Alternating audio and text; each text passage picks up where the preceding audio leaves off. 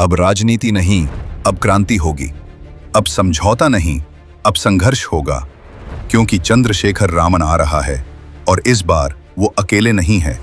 साथ हैं अखिलेश यादव, साथ हैं मायावती और साथ हैं पूरा बहुजन समाज।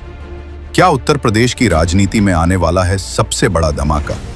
क्या बहुजन एकता की वो तस्वीर बनने जा रही है जो आजादी के बाद कभी नहीं बनी? उत्तर प्रदेश की राजनीति इस समय एक ज्वालामुखी की तरह है जो फूटने ही वाला है। भाजपा की सरकार 10 साल से सत्ता में है, लेकिन अब जनता सवाल पूछ रही है।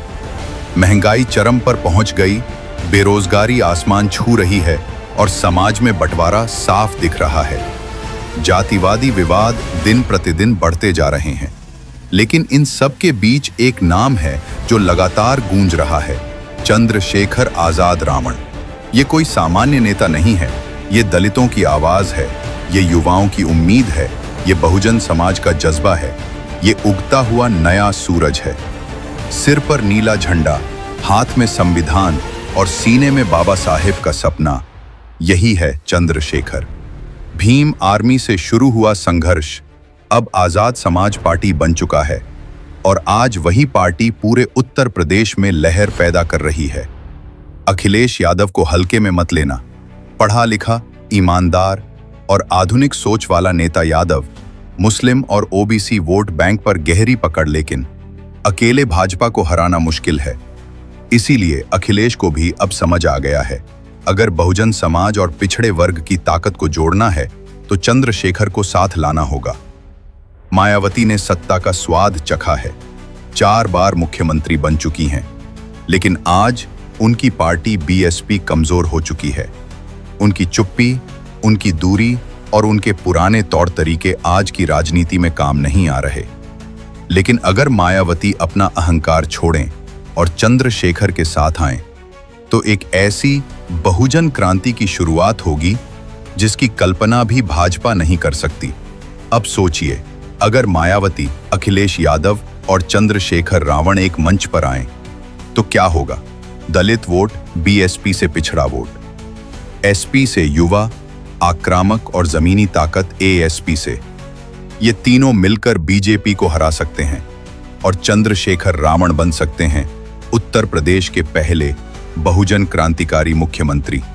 बीजेपी को भी डर है, इसलिए चंद्रशेखर को कभी जेल में डाला जाता है, कभी फर्जी मुकदमे लगाए जाते हैं, कभी चरित्र हनन की साजिश रची जाती है।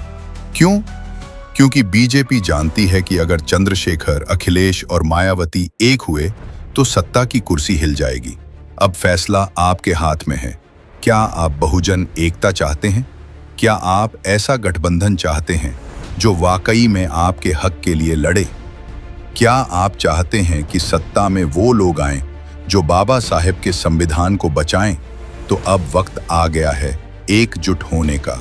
जातियों में बटे रहोगे तो फिर से सत्ता छिन जाएगी, लेकिन अगर एक हो गए तो 2027 में चंद्रशेखर रावण मुख्यमंत्री होंगे।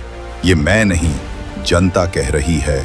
ये सिर्फ चुनाव नहीं, ये इतिहास बदलने का मौका है। चंद्रशेखर, अखिलेश और मायावती अगर एक हुए तो 2027 नहीं, ये बहुजन युग की शुरुआत होगी। आपका क्या सोचना है? क्या आप चाहते हैं ऐसा गठबंधन? क्या आप चंद्रशेखर आजाद को मुख्यमंत्री के रूप में देखना चाहते हैं? कमेंट करके जरूर बताओ। और आप सभी मिशन के साथियों से निवेदन है, अगर आप भाई एडवोकेट चंद्रशेखर आजाद को मजबूत करना चाहते हो तो इस चैनल को सब्सक्राइब जरूर कर लो, क्योंकि क्रांति की शुरुआत यहीं से होगी। जय भीम, जय संविधान।